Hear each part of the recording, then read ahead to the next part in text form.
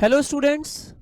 आज की क्लास में मैं आपको सबसे पहले इनपुट टैक्स क्रेडिट यानी आईटीसी, सुना हुआ तो है ही, आपने ये टर्म बहुत बार सुना हुआ है। आपने आईटीसी के बारे में, इसका क्या सिस्टम होता है, आपको अगर याद हो तो हमने स्टार्टिंग में जब जीएसटी की कॉन्सेप्ट क्लासेस ली थी, कॉन्सेप्ट्स वाली क्लासेस, वहाँ भी मैंने आपको आईटीसी का फंक्शन कैसे चलता है वो बताया हुआ है। लेकिन आज मैं आपको उसी आईटीसी के बारे में कुछ और बातें बताने वाला हूँ। वैसे तो आईटीसी इनपुट टैक्स क्रेडिट अपने आप में एक बहुत बड़ा टॉपिक है, एक बहुत बड़ा चैप्टर है जिसको हम अलग से करेंगे। लेकिन अभी यहाँ पर मुझे आपको आईटीसी से रिलेटेड कुछ बातें यहाँ पे बतानी है। बहुत गौर से अब आप उन बातों को सुनेंगे और मेरे साथ में लिखते भी जाएंगे। चलिए, आपका पहला अटेंशन मेरी बातों को सुनने और समझने पर होगा और फिर सेकंड अटेंशन होगा चीज़ों को लिखने पर। ठीक है, आइए देखते हैं। बहुत ध्यान से अब आप सुनने वाले हैं। बहुत ही इंपॉर्टेंट मैं कुछ बातें आज आपको बताने वाला हूँ regarding input tax credit ITC. देखिए, आपको अब ये तो मैं पूरा एकदम बेसिक से तो नहीं बताऊंगा, क्योंकि आपको पता तो है ही कि आईटीसी का रोल कहाँ पर आता है। थोड़ा सा आप वो ट्रांजैक्शन को अगर याद करें कि मैंने किसी से कोई चीज़ खरीदी है जिस पर मैंने जीएसटी पे किया था, और आज मैं उससे कुछ और बना के आगे बेचूंगा। यानी मैंने रॉ मटेरियल खरीदा था और उस समय मैंने जीएसटी पे किया था, और आज मैं उस रॉ मटेरियल से फिनिश प्रोडक्ट बना के बेचूंगा। मैं एक बार इस बात को यहाँ पे थोड़ा सा डायग्रामेटिकली दिखा भी देता हूँ ताकि आपको रिकॉल हो जाए कि ये जो पर्सन है, इसने ए नाम के पर्सन से कुछ रॉ मटेरियल खरीदा था 100 रुपए का, और उसमें उसने जीएसटी भी पे किया था। लेटेस्ट से सीजीएसटी एसजीएसटी भी पे किया था 9 रुपए का। तो कुल मिला के उसने 118 रुपये पे किए थे, और आज वो उसी रॉ मटेरियल से कुछ फिनिश प्रोडक्ट बना रहा है। और वो फिनिश प्रोडक्ट सपोज वो 150 रुपीज़ में बेचेगा। उस 150 में उसको सीजीएसटी और एसजीएसटी भी वो जोड़ेगा। क्यों जोड़ेगा? क्योंकि हम जानते हैं कि ये जो सप्लाई कर रहा है इस पे सीजीएसटी एसजीएसटी लगेगा लगेगा उसके ऊपर लगेगा, तो नेचुरली वो बिल में ऐड करेगा ही करेगा, रिकवरी तो करेगा ही करेगा। मैं यहाँ पे भी मान लेता हूँ 99% है सीजीएसटी एसजीएसटी। तो कुल मिलाकर के ये जो बिल बन जाएगा ये फाइनली 177 रुपीज़ का बन जाएगा, राइट। ऐसे में उसने फिनिश प्रोडक्ट को सेल कर दिया। अब आपको पता है, आपको याद आएगा अभी कि जब ये पर्सन फाइनली इस सीजीएसटी या एसजीएसटी कलेक्टेड को, जो इसने कलेक्ट किया है अपने कस्टमर से, जब वो इसे सरकार को देने जाएगा, गवर्नमेंट को, तो उस समय ये इस सीजीएसटी 13.5 रुपए में से 9 रुपीज़ का क्रेडिट ले लेगा। कौन से 9 रुपीज़ का? ये 9 रुपीज़ जो कि इसने चुकाए थे, इसका ये क्या ले लेगा? क्रेडिट ले लेगा। ऐसे ही एसजीएसटी 13.5 में से ये 9 रुपीज़ के एसजीएसटी का क्रेडिट ले लेगा। और आपको याद आ रहा होगा, तब मैंने आपको अच्छे से बताया हुआ है कि इसी को हम कहते हैं क्रेडिट लेना, और इसका पूरा नाम होता है इनपुट टैक्स क्रेडिट लेना। इसको हम कहते हैं इनपुट टैक्स क्रेडिट। अब ये बातें मैंने आपको रिवाइज करवाई है, रिपीट की है मैंने, नई बातें कुछ नहीं बताई है, ये सब आपको पता है, ऑलरेडी पता है, कोई नई बात नहीं है। आप बोलेंगे सर नई बात क्या है फिर? वो मैं आपको अब बताना शुरू करूंगा, ध्यान से अब आप सुनेंगे। देखिए, आज मैं आपको अब सबसे पहले जो चीज़ बताने वाला हूँ वो ये है कि याद रखिए, 3 तरह की चीज़ें होती है जो कि एक पर्सन खरीद सकता है, और वो खरीदते समय वो जीएसटी पे करके आया होगा। ऐसी 3 चीज़ें हैं जिसको वो खरीदता है और खरीदते समय वो जीएसटी पे करता है। 3 तरह की चीज़ें होती है, ध्यान से अब आप उन तीनों का नाम सुन लेंगे। एक को हम कहते हैं इनपुट्स, एक को हम कहते हैं इनपुट सर्विसेज, और एक को हम कहते हैं कैपिटल गुड्स। मैं आपको तीनों के एग्जाम्पल दे देता हूँ तो उससे आपको थोड़ा क्लियर हो जाएगा। जैसे कि मान लेते हैं ये जो पर्सन है ये एक टेक्सटाइल डीलर है, टेक्सटाइल डीलर है, या ये मान लेते हैं ये टेक्सटाइल्स का मैन्युफैक्चरर है। ठीक है, अब मान लेते हैं कि अगर ये टेक्सटाइल मैन्युफैक्चरिंग के लिए मान लेते हैं कुछ, लेटस से ये कुछ क्लॉथ खरीदता है, एज इनपुट ये कोई क्लॉथ खरीद रहा है, या कुछ भी इसके जो रॉ मटेरियल्स होते हैं टेक्सटाइल बनाने में वो उसे खरीद रहा है, तो वो तो उसके लिए इनपुट के नाम से जाने जाएंगे। तो आप इनपुट समझ गए होंगे, जिसको हम कहते हैं कि हमारा ही माल बनाने के लिए जिस चीज़ के ही हम बिजनेस कर रहे हैं। मैं अगर टेक्सटाइल का ही बिजनेस कर रहा हूँ तो जो टेक्सटाइल से रिलेटेड रॉ मटेरियल वगैरह होगा या जो टेक्सटाइल होगा वो तो मेरे लिए इनपुट कहलाएगा। ऐसे ही आप और एग्जांपल ले लीजिए, अगर मैं फर्नीचर डीलर हूँ तो मैंने जो फर्नीचर खरीदा है, या सपोज मैं फर्नीचर मैन्युफैक्चरर हूँ तो जो मैंने लकड़ी वगैरह खरीदी है, जो मैंने रॉ मटेरियल खरीदा है, वो सब मेरे लिए इनपुट्स है। ठीक है। ऑन द अदर हैंड एक होता है इनपुट सर्विसेज। इनपुट सर्विस का मतलब है जो सर्विसेज हमने ली है अपना बिजनेस करने के लिए। भाई एक बिजनेसमैन जो होता है वो सप्लाई भले ही कुछ भी कर रहा हो सकता है कि ये बिजनेसमैन कोई गुड्स सप्लाई करता हो या कोई सर्विसेज सप्लाई करता हो। यानी मेरा मतलब है या तो ये गुड्स का बिजनेस करता होगा या हो सकता है ये सर्विस प्रोवाइडर होगा, कुछ भी होगा। कोई सा भी बिजनेसमैन है वो कुछ ना कुछ सर्विसेज भी तो खरीदता होगा ना। जैसे सपोज करिए, मैं आपको एग्जांपल देता हूँ, चाहे कोई सर्विस प्रोवाइडर हो, मान लेते हैं कोई ट्रांसपोर्ट कंपनी है, या कोई गुड्स का काम करने वाला हो, गुड्स का डीलर या मैन्युफैक्चरर हो, लेकिन मान लीजिए कि उसने किसी से सिक्योरिटी सर्विसेज ले रखी है। सिक्योरिटी सर्विसेज मतलब मान लीजिए उसने अपने बिल्डिंग के अपने जो भी प्रेमाइसेस है उसके चारों तरफ सिक्योरिटी गार्ड्स वगैरह खड़े किए हुए हैं, और ये सिक्योरिटी की सर्विसेज वो किसी से लेता है। कोई इस तरह के जो गार्ड वगैरह है वो प्रोवाइड करने की सर्विस देता है, उससे उसने ये गार्ड वगैरह लिए हैं। समझ रहे हैं आप इस बात को? तो ये एक तरह से क्या कहलाता है, सिक्योरिटी सर्विसेज लेना। अब आप बताइए, इस तरह की सर्विस तो हर कोई ले सकता है, कोई भी ले सकता है, कोई भी बिजनेसमैन। ऐसे ही मान लीजिए लीगल सर्विसेज मुझे लेनी है। अब मैं कोई सा भी बिजनेस कर रहा हूँ, चाहे गुड्स का चाहे सर्विस का, लेकिन लीगल सर्विस तो मैं ले ही सकता हूँ ना किसी से। इन सभी को हम क्या बोलेंगे, इनपुट सर्विसेज। तो बताइए इनपुट सर्विसेज का मतलब आप क्या समझेंगे? सिंपल है, मैंने मेरा बिजनेस चलाने के लिए या मैंने मेरे गुड्स का काम करने या सर्विसेज का काम करने के लिए जो भी किसी और से सर्विसेज खरीदी है। वैसे सर्विसेज के लिए खरीदना वर्ड हम नहीं कहते, आप इसको ऐसे समझ लीजिए, जो भी सर्विसेज हमने ली है, अवेल की है, उनको हम क्या कहते हैं, इनपुट सर्विसेज। ठीक है। अच्छा, आप ये भी जानते हैं कि जब हम ये इनपुट सर्विसेज लिए होंगे उस समय भी तो हमने जीएसटी पे किया होगा। भाई जिसने हमें ये इनपुट सर्विस दी है उसने हमसे बिल में जीएसटी भी तो ऐड करके लिया होगा ना, तो उससे उसको भी हमने जीएसटी पे किया होगा। तो आप देखिए, पहली बात, हम जब इनपुट्स खरीदते हैं उसमें भी हो सकता है हमने जीएसटी चुकाया था। दूसरा, हमने जब इनपुट सर्विसेज ली थी उसमें भी हो सकता है हमने जीएसटी चुकाया था। और अब तीसरी चीज आती है कैपिटल गुड्स। तीसरी चीज क्या है, कैपिटल गुड्स। कैपिटल गुड्स का मतलब जिसको आप अकाउंट्स की लैंग्वेज में फिक्स्ड एसेट्स वगैरह कहते हैं, वो आ जाते हैं इसमें। जैसे मशीनरी हमने खरीदी है, तो आप मान लीजिए मैंने अगर मशीन खरीदी है तो वो कैपिटल गुड्स हो गए। और आप क्लियरली देख सकते हैं कि जो मशीन है यानी जो कैपिटल गुड्स है उनमें और इनपुट्स में बहुत ज़्यादा फर्क है। बताइए, इनपुट में और कैपिटल गुड्स में आपको डिफरेंस साफ नज़र आ रहा है ना? भाई इनपुट्स का मतलब तो हो गया जिस ही चीज़ का मेरा बिजनेस है, जिन गुड्स का ही मैं बिजनेस करता हूँ, उनसे रिलेटेड रॉ मटेरियल मैं खरीदता हूँ या उन्हीं गुड्स को मैं खरीदता हूँ, वो तो मेरे लिए इनपुट है। और कैपिटल गुड्स क्या है, वो तो मशीन्स वगैरह हो गई। आप समझ गए होंगे डिफरेंस क्या है। अच्छा, जब हम ये कैपिटल गुड्स खरीद रहे होते हैं उस समय भी हमने जीएसटी पे किया होगा। अब आपको ये बात समझ में आ रही है ना जो मैं कहना चाह रहा हूँ? मैं ये कहना चाह रहा हूँ कि तीन चीज़ें हैं जो कि एक बिजनेसमैन, या मैं ऐसा बोलूँ जो रजिस्टर्ड पर्सन है, टैक्सेबल पर्सन है, वो तीन चीज़ें खरीद सकता है जीएसटी पे करते हुए। अब आपको ये तीनों कैटेगरीज क्लियर हो गई होगी, inputs, input services and capital goods. चलिए नेक्स्ट बात पर मैं आता हूँ।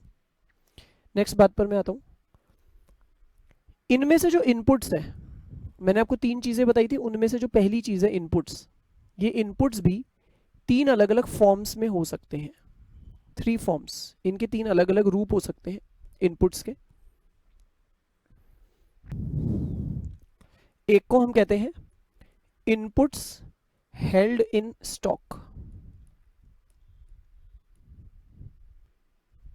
दूसरे को हम कहते हैं इनपुट्स कंटेन्ड इन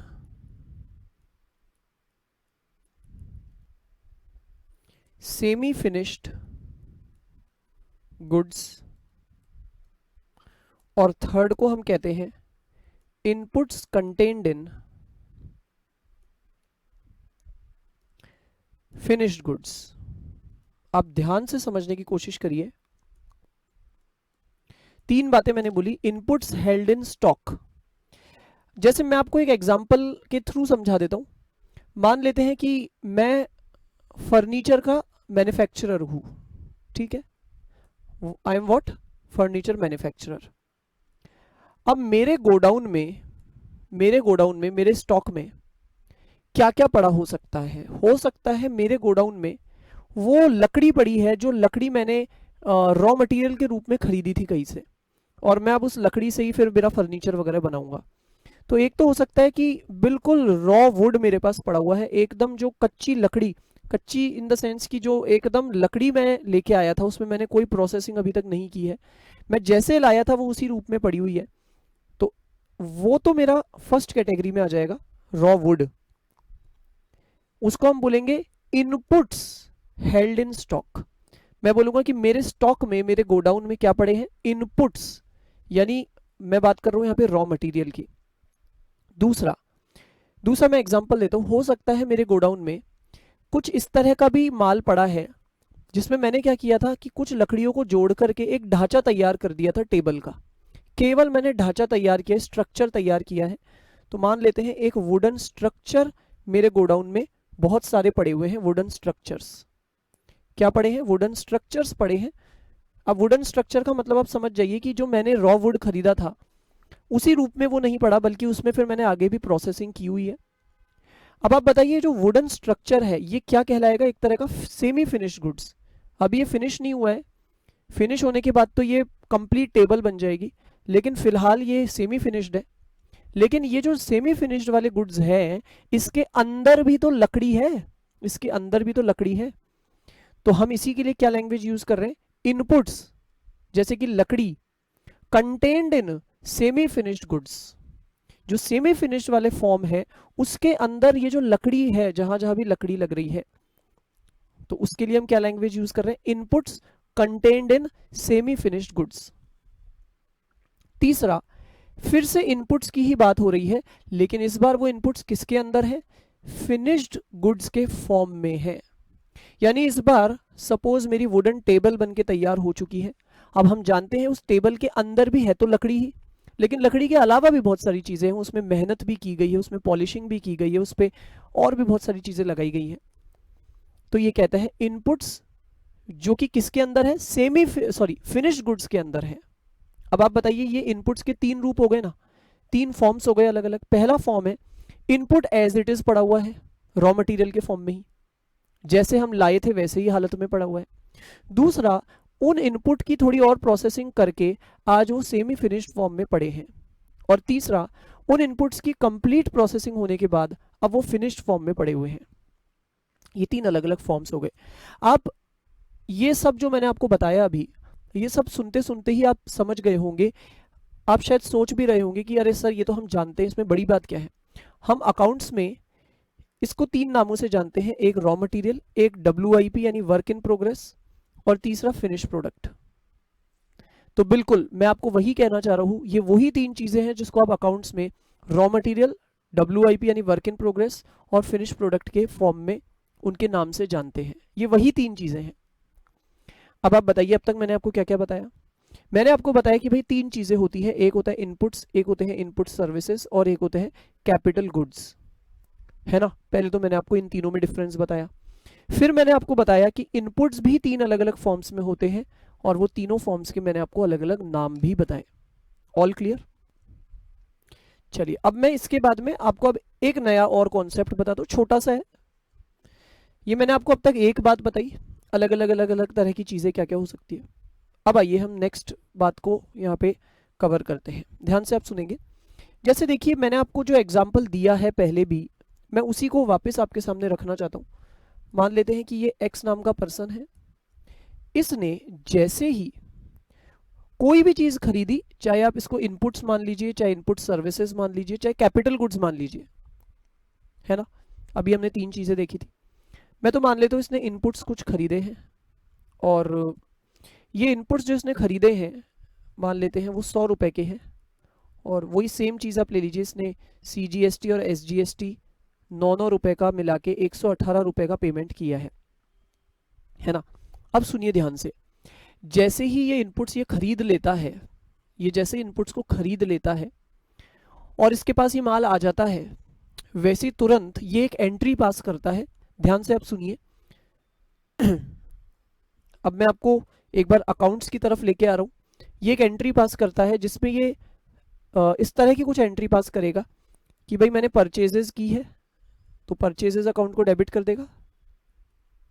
कितने रुपए की परचेजेस की है, आपको पता होगा कि ये केवल 100 रुपए ही कॉस्ट में मानेगा। ये कॉस्ट केवल कितनी मानेगा, 100 रुपए ही मानेगा, 118 नहीं मानेगा।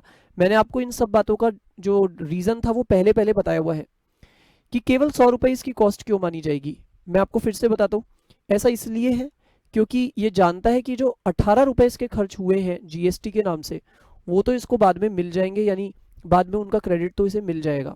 जब क्रेडिट मिल जाएगा तो 18 रुपए इसके लिए खर्चा नहीं है, इसके लिए कॉस्ट केवल 100 रुपए है, तो इसलिए परचेजेस अकाउंट को डेबिट करता है केवल 100 रुपए से। दूसरी तरफ इसने ये माल जिससे भी खरीदा था, एग्जाम्पल में हम मान लेते हैं कि इसने ये जो माल है ये A नाम के पर्सन से खरीदा था, तो ये A नाम के पर्सन को क्या कर देगा, ये A को क्रेडिट कर देगा। क्यों, क्योंकि A इसका क्रेडिटर बन चुका है, A इससे पैसा मांगता है। बताइए A कितने रुपए मांगता है इससे, 118 रुपए मांगता है ना, यस। तो इसने A को क्रेडिट कर दिया है 118 रुपए से। सवाल उठता है कि जो अब ये बैलेंस 18 रुपए रह गए हैं वो किस रूप में एंट्री में जाएंगे। तो अब मैं आपको बता देता हूँ, यहाँ पर आपको शायद पता भी होगा, ये इन 18 रुपए को रिकॉर्ड करेगा किस नाम से, इनपुट CGST अकाउंट, 9 रुपए इसमें डाल देगा, डेबिट कर देगा, और दूसरा इसी तरह से इनपुट SGST अकाउंट, 9 रुपए इसमें डेबिट कर देगा। अब आपको ये बातें भी मैंने इनिशियली बताई हुई है कि यहाँ पे ये इनपुट शब्द हम क्यों लिख रहे हैं, इनपुट CGST और इनपुट SGST क्यों लिख रहे हैं। मैंने आपको जो बताया था रीजन वो ये था कि भाई इनको इनपुट इसलिए कह रहे हैं क्योंकि ये माल खरीदते समय चुकाया गया GST है। खरीदते समय, इन जब हो रहा था माल, इन यानी आ रहा था, उस समय हमने ये GST चुकाया था, इसलिए इसका नाम रखा गया है इनपुट CGST या SGST। मैं आपको इंपॉर्टेंट बात यहाँ पे जो बताना चाह रहा हूँ वो अब आप ध्यान से सुनेंगे। पता है, जैसे इसने ये एंट्री पास की है तो हम इसको क्या कहते हैं, हम ये कहते हैं कि जैसे कि इसने जैसे ये एंट्री पास की तो हम इसको ऐसा कहते हैं जैसे कि इसने ITC अवेल कर लिया। क्या बोलेंगे हम इसको, इसने ITC अवेल कर लिया। चलिए इंग्लिश में भी बता देता हूं, इसको हम कहते हैं ITC अवेल्ड, ठीक है, या ITC टेकन, ठीक है। बताइए क्लियर हो गया। चलिए, तो ये होता है ITC अवेल्ड। एंट्री पास करने का मतलब है इसने अपना हक जता दिया इस 9 रुपए पर। भाई इसने डेबिट कर दिया, इसका मतलब इसने इसको एज एन असेट रिकॉर्ड कर लिया। हम जानते हैं ना कि ये जो इनपुट CGST SGST होते हैं ये असेट्स होते हैं इसके लिए, तो इसने इसको असेट के रूप में रिकॉर्ड कर दिया। इसका मतलब है कि इसने हक जता दिया कि हाँ भाई अब सरकार से मुझे 9 रुपए की वसूली करनी है, मेरा हक बन चुका है। इसका मतलब हम इसको बोलेंगे इसने ITC अवेल कर लिया। आप मेरी बात समझ रहे हैं ना अच्छे से। मैं आपको बहुत ही इंपॉर्टेंट टर्मिनोलॉजी समझा रहा हूं अभी, ये आपको बहुत अच्छे से क्लियर होनी चाहिए। वैसे तो ये सब बातें मुझे आपको ITC के चैप्टर में ही प्रॉपरली समझानी होती है, लेकिन नहीं, मैं आपको पहले ही इसलिए समझा रहा हूं क्योंकि उस चैप्टर के पहले भी आपको ये शब्द कई बार दिखेंगे, तो आपको पहले से ही इनका मतलब समझ में आना चाहिए। बताइए आपको अभी तक की बात समझ में आ रही है, ठीक है। ये हो गया ITC अवेल्ड। मैं आपको अब एक बात और बताता हूं, देखिए अब मैं आपको ये तो अकाउंट्स के एंगल से बता चुका, ये जो मैंने आपको बताया ये तो अकाउंट्स में बताया, अकाउंटिंग के पॉइंट ऑफ व्यू से। अब मैं आपको जरा यही बात GST के पॉइंट ऑफ व्यू से भी बता देता हूं। GST, तो आप सुनिए ध्यान से।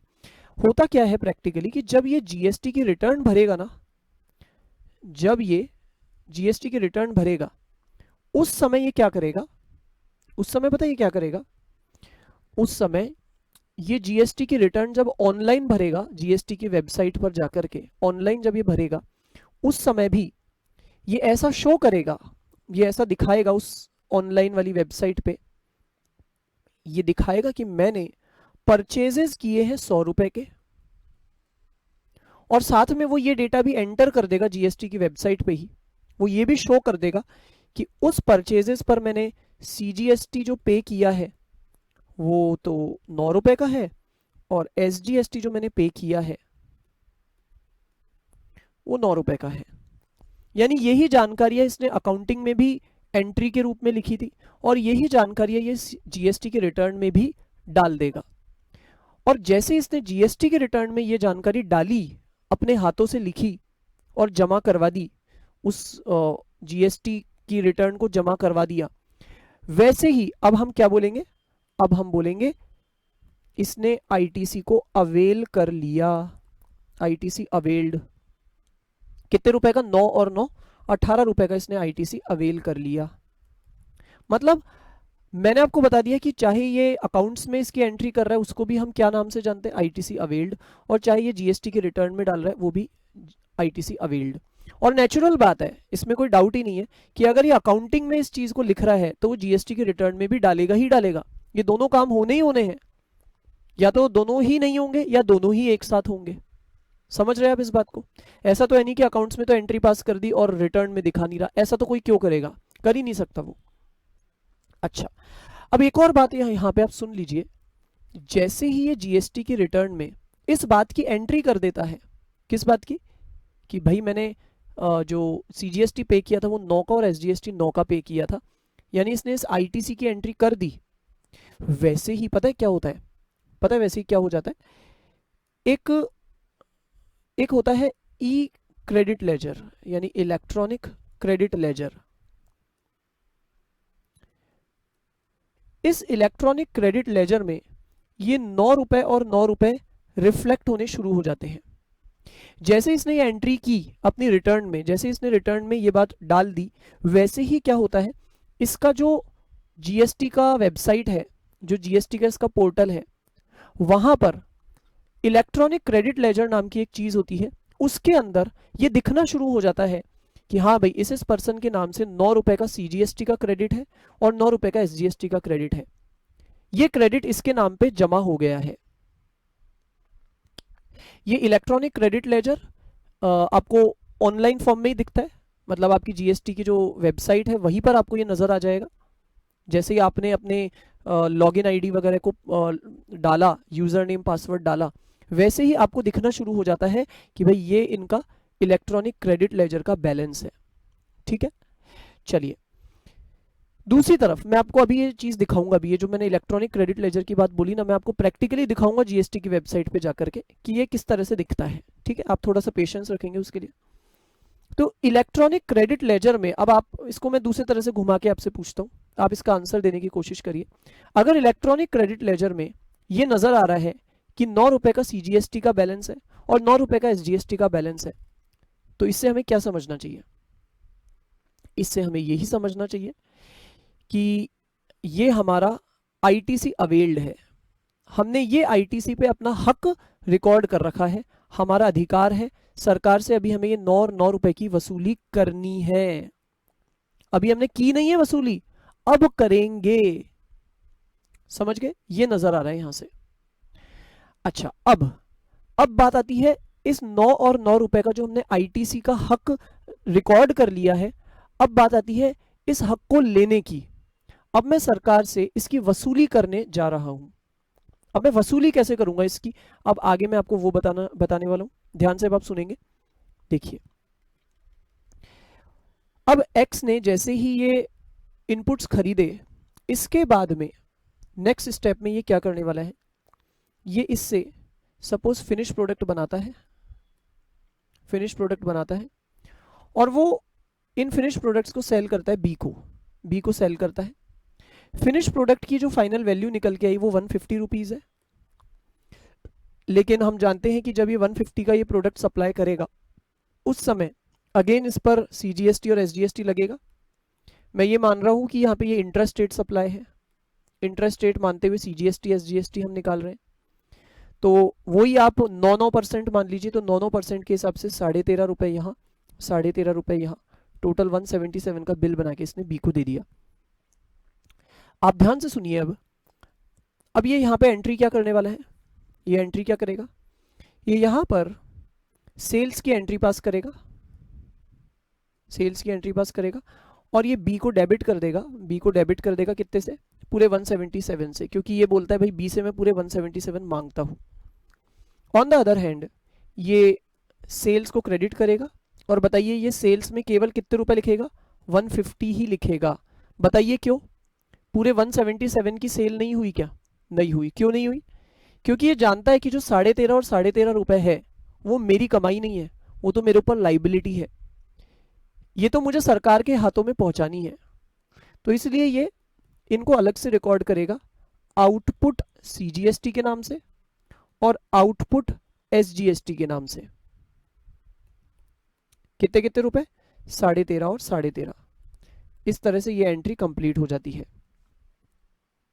अब आप बताइए, आप बताइए अब कि ये जो इसने आउटपुट सीजीएसटी और आउटपुट एसजीएसटी लिखा है, ये इसके लिए क्या है, बेसिकली लाइबिलिटी है ना, ये आप जानते हैं।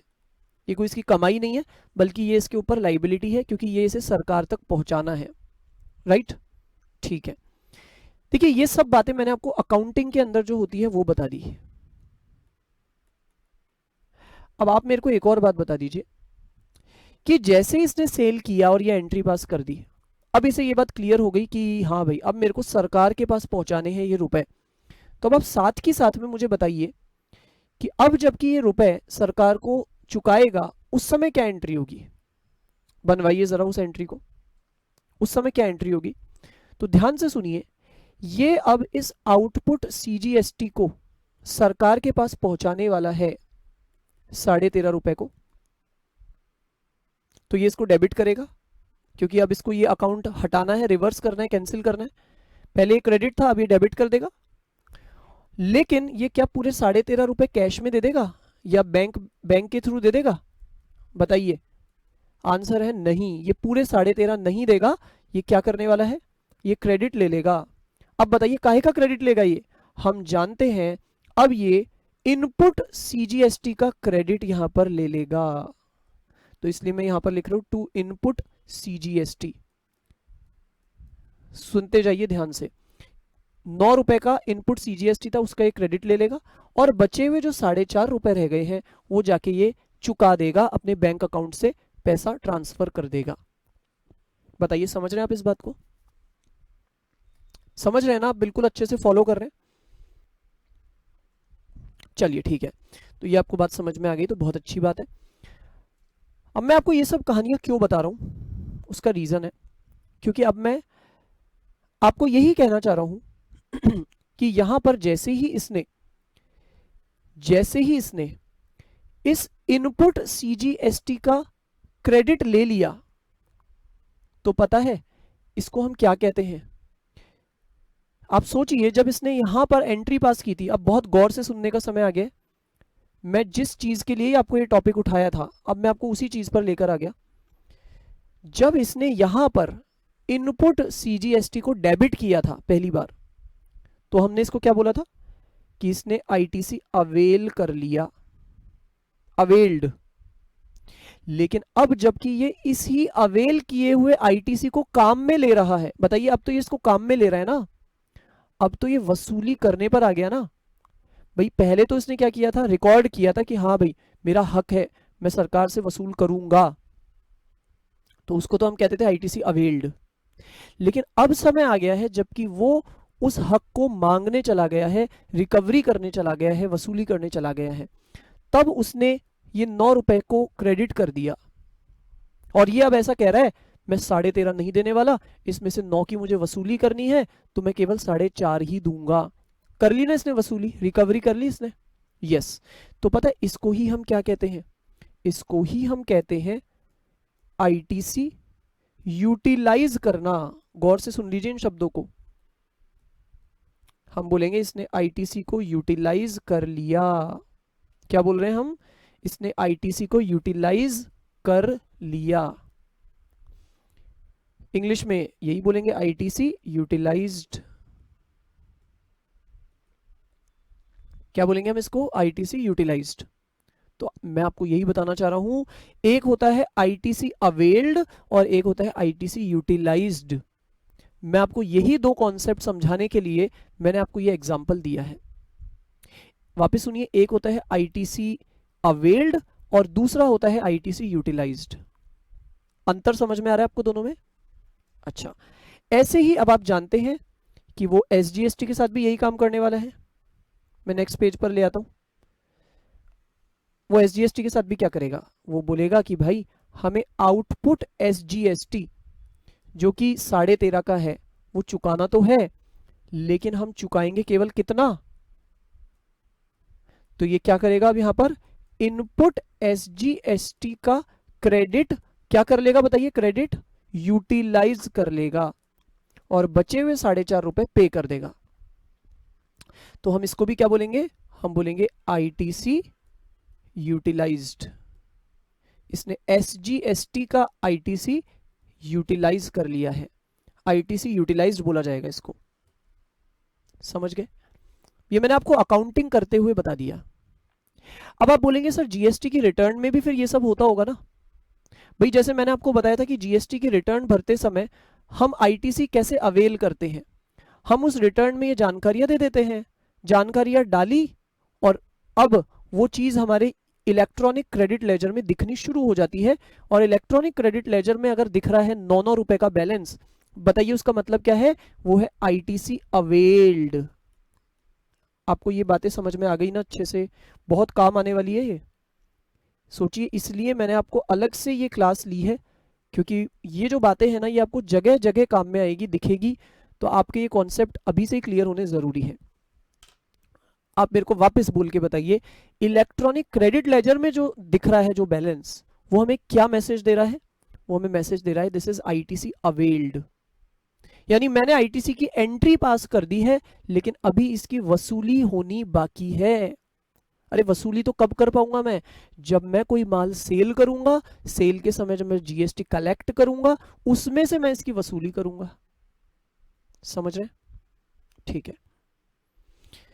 अब मैं आपको ऐसे ही यूटिलाइज्ड जब हम करते हैं तो उस समय जीएसटी रिटर्न में क्या होता है वो भी थोड़ा बता देता हूं। चलिए अब हम थोड़ा जीएसटी रिटर्न की तरफ देख लेते हैं। जीएसटी रिटर्न भी जब हम भरते हैं उसमें हम क्या करेंगे? हम वहां पर ये शो करेंगे, वो एंट्री करेंगे हम अपनी वेबसाइट पर ही, अपनी जीएसटी के पोर्टल पे ही। रिटर्न भरते समय हम लिखेंगे कि हाँ भाई हमने सेल किया है 150 रुपीज का आइटम, और वो सेल करते समय ध्यान से सुनते जाइए, सेल करते समय हमने सीजीएसटी कलेक्ट किया था, हम बताएंगे पूरी जानकारी, 13.5 रुपए। और ऐसे हमने एसजीएसटी कलेक्ट किया था 13.5 रुपए। आपको पता है जैसे ही मैं ये जानकारी भर दूंगा ना, तो अभी तुरंत फिर जैसे मैंने ये जानकारी भरी तो अभी तुरंत क्या होगा? मेरे सामने सारा हिसाब किताब बन के आ जाएगा। क्या बन के आएगा? ध्यान से सुनिए, ध्यान से सुनिए। पता है मेरे सामने ये वेबसाइट खुद ही आगे का सारा काम करके दे देगी। ये क्या काम करके देगी? ये बोलेगी भाई देखो सुनो ध्यान से, तुमने हमें ये बताया, जीएसटी की वेबसाइट हमें कह रही है, पोर्टल हमें कह रहा है कि भाई तुमने रिटर्न में हमें ये बताया, क्या बताया? कि तुमने सीजीएसटी कलेक्ट जो किया था वो 13.5 रुपए है, जिसको आउटपुट सीजीएसटी कहते हैं। और साथ में तुमने हमें पहले ये भी बताया हुआ है कि तुमने जो इनपुट सीजीएसटी पे किया था, भाई ये तो मैंने आउटपुट सीजीएसटी बताया, साथ में मैंने पहले इनपुट सीजीएसटी का भी तो इनको हिसाब दिया था ना, 9 रुपए का। भूल तो नहीं गए ना आप? ये 9 रुपए का हिसाब भी तो मैंने रिटर्न में दिया था ना।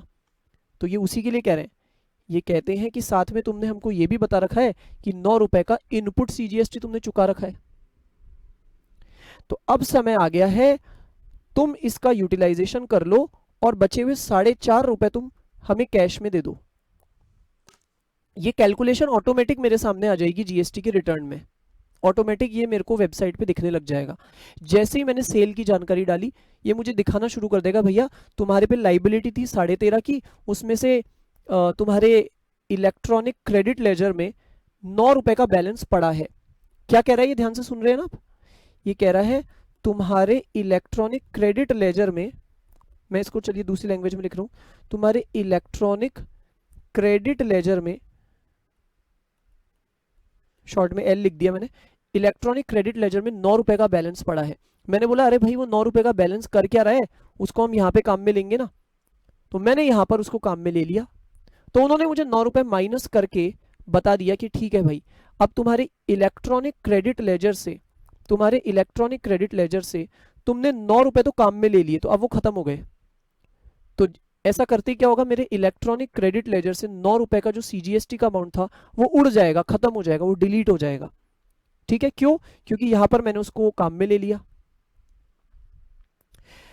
अब मैं आपको यही कह रहा हूं, आप मेरी बात को समझ गए होंगे, मैं यही आपको कहना चाह रहा हूं, ये जो मैंने इलेक्ट्रॉनिक क्रेडिट लेजर के 9 रुपए को यहां पे काम में ले लिया ना, इसको ही तो कहा जा रहा है आईटीसी यूटिलाइज्ड। इसको ही तो क्या कहा जा रहा है, आईटीसी यूटिलाइज्ड।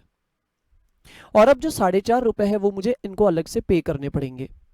अब पता है वो मैं पे कैसे करूंगा, अब ये मैं आपको दूसरी बात पे लेके आ रहा हूं।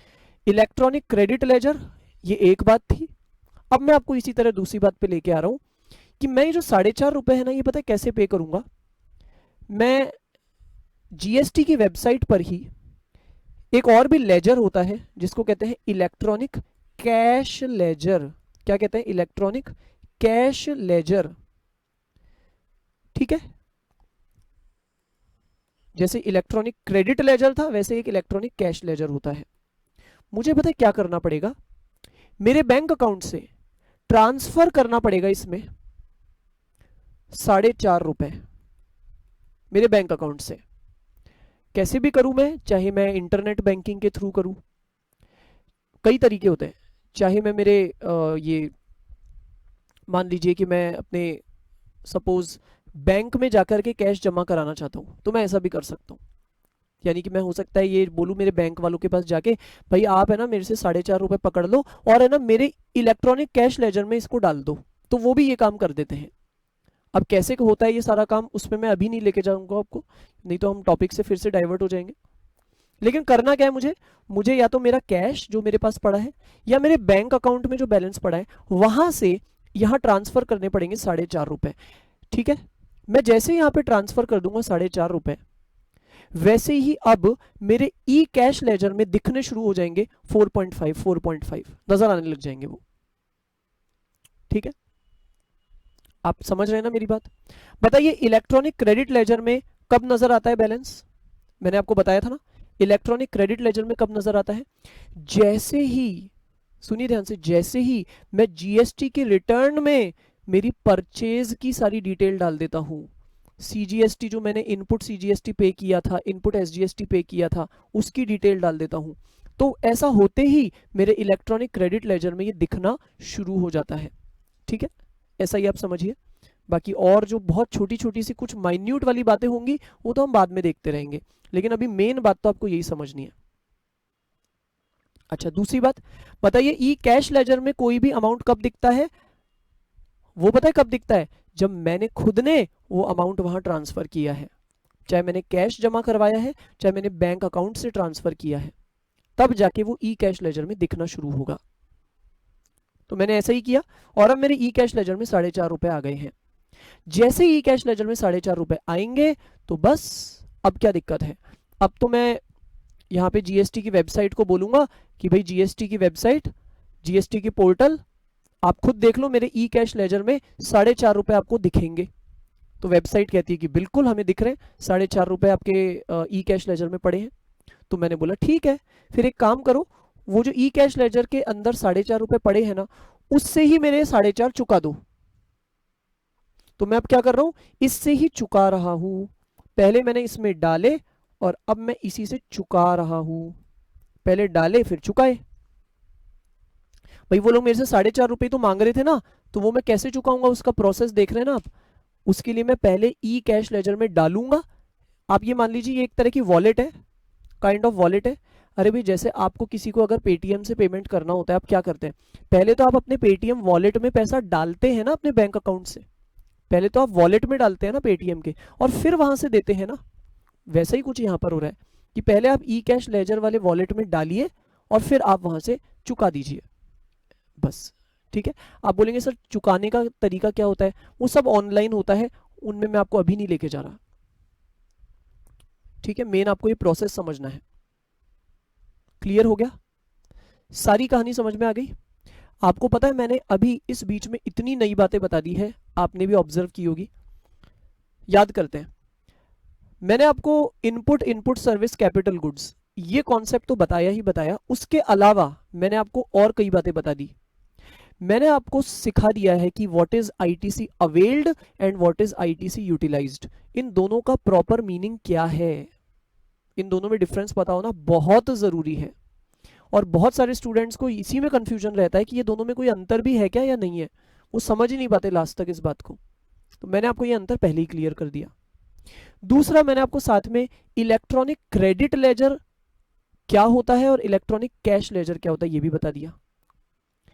मैं आपको एक बार फिर से शॉर्ट में बताता हूं, ध्यान से आप सुनेंगे और क्लैरिटी आ जाएगी। सुनिए ध्यान से, जैसे ही सुनिए ध्यान से, जैसे ही मैंने ये एंट्री पास की थी रिटर्न में, मैंने जैसे ही रिटर्न भरी मेरी परचेजेस की, वैसे ही मेरे ई क्रेडिट लेजर में 9 रुपए की एंट्री हो गई। इस तरह से मेरे ई क्रेडिट लेजर में 9 रुपए का बैलेंस आ गया। कब आया? जब मैंने रिटर्न भरी और उसमें ये जानकारियां दी। चलिए, ई क्रेडिट लेजर में आ तो गया, अब इस ई क्रेडिट लेजर से निकलेगा कब? निकलेगा कब? सुनिए ध्यान से, वो निकलेगा तब जब मैंने सेल की भी एंट्री कर दी, और अब जब पेमेंट का समय आया तो मैंने क्या किया, उस ई क्रेडिट लेजर में से 9 रुपए को यहां पर एडजस्ट कर दिया। जैसे ही मैंने ये एडजस्टमेंट की बात बोली ऑनलाइन वेबसाइट पे ही, वैसे ही आप ये मान लीजिए कि यहां ई क्रेडिट लेजर से ये 9 रुपए निकल करके यहां आ गए। कहां आ गए? यहां पर। समझ रहे आप मेरी बात को? इस एडजस्टमेंट के अंदर ये 9 रुपए आ गए। तो मैंने आपको बताया अभी ई क्रेडिट लेजर के अंदर बैलेंस आता कब है और वहां से निकलता कब है। तो निकलता कब है? जब मैं यहाँ पे पेमेंट करते समय उसको एडजस्ट कर रहा हूं, उस समय ई क्रेडिट लेजर से वो पैसा निकल के यहां आ जाएगा, एडजस्टमेंट में कवर हो जाएगा। और फिर इसी तरह से मैंने आपको बताया ई कैश लेजर का क्या सिस्टम है। बताइए, ई कैश लेजर में ये पैसा आता कब है? उसके लिए तो भाई मुझे डालना पड़ेगा ना मेरे बैंक या कैश से। इस तरह से तो आएगा। और निकलेगा कैसे? सिंपल है, मैं जब ये 4.5 रुपए के लिए ये कह दूंगा हाँ भाई इसको रिलीज कर दो, पेमेंट कर दो इसमें से, तो बस फिर ये खाली हो जाएगा मेरा ई कैश लेजर। जैसे अब मैंने 4.5 रुपए के इसके पेमेंट की बात बोल दी, मैंने जीएसटी की वेबसाइट पे वो ऑप्शन पे क्लिक कर दिया कि हाँ भाई 4.5 रुपए ई कैश लेजर से निकाल लिए जाए, तो वैसे मेरा ई कैश लेजर खाली हो जाएगा। समझ रहे आप बात को? तो आपको अच्छे से अब क्लियर हो गया होगा ई कैश लेजर, ई क्रेडिट लेजर, राइट। चलिए, अभी मैंने आपको जैसे सीजीएसटी का बताया वैसे ही एसजीएसटी का भी हो जाएगा। एसजीएसटी में भी यही है, 13.5 रुपए मुझे चुकाने थे, इन्होंने सारा हिसाब मेरे सामने रख दिया कि भाई 13.5 तुम्हें चुकाने थे। मैंने बोला अरे भाई मैं पूरे 13.5 क्यों चुकाऊंगा, मैं पूरे 13.5 क्यों चुकाऊंगा? अरे मेरे ई क्रेडिट लेजर को झांक के देखो, उसमें ऑलरेडी 9 रुपए के आईटीसी अवेल्ड पड़े हैं। तो मैं क्या करता हूं, यहां पर ई क्रेडिट लेजर से तो निकाल के कितने रुपए लिख दूंगा? 9 रुपए मैंने काम में ले लिए ई क्रेडिट लेजर से। जैसे ही मैंने यहां पर 9 रुपए ई क्रेडिट लेजर से ले लिए हैं, तो अब ये बोलेंगे 4.5 रुपए तुम हमें अलग से पे करो। उसके लिए मैं क्या करूंगा, ई कैश लेजर में 4.5 रुपए डाल दूंगा। सुनिए ध्यान से, मैं क्या कर रहा हूं, अब अपने ई कैश लेजर में 4.5 रुपए अलग से डाल रहा हूं। मैंने पहले जो 4.5 डाले थे ई कैश लेजर में, वो तो सीजीएसटी के नाम से डाले थे, और इस बार मैं वही 4.5 रुपए एसजीएसटी के नाम से डाल रहा हूं। दोनों अलग अलग नाम से जाते हैं, सीजीएसटी के नाम से अलग डाला मैंने और एसजीएसटी के नाम से मैंने अलग डाला, और अब मैं यही से चुका दूंगा। ऑल राइट, ठीक है। तो मैंने आपको जिस तरह अभी सीजीएसटी एसजीएसटी में बताया वैसे ही सेम सब कुछ आईजीएसटी में भी हो जाएगा। लेकिन अब मैं वापस से सेम बातें क्यों रिपीट करूं, आप समझ तो गए होंगे। अगर आईजीएसटी का यहाँ पे मामला होता तो आईजीएसटी में भी ऐसे ही चलता, सारा सब कुछ ऐसे ही। यूटीजीएसटी का होता तो यूटीजीएसटी में भी ऐसे के ऐसे ही चलता, है ना। तो मैंने आपको अब आई थिंक अच्छे से समझा दिया है कि what is E credit ledger, E cash ledger, अच्छे से क्लियर हो गया होगा। इसको बैठ के रिवाइज जरूर करिएगा, बहुत जरूरी हो जाएगा आपके लिए रिवाइज करना। दूसरा मैंने आपको ये भी बता दिया व्हाट इज आईटीसी अवेल्ड और फिर यूटिलाइज्ड। मैं अवेल्ड और यूटिलाइज्ड पे एक बार फिर से आपको याद दिलाना चाहता हूं। जब मैंने परचेजेस की एंट्री कर दी,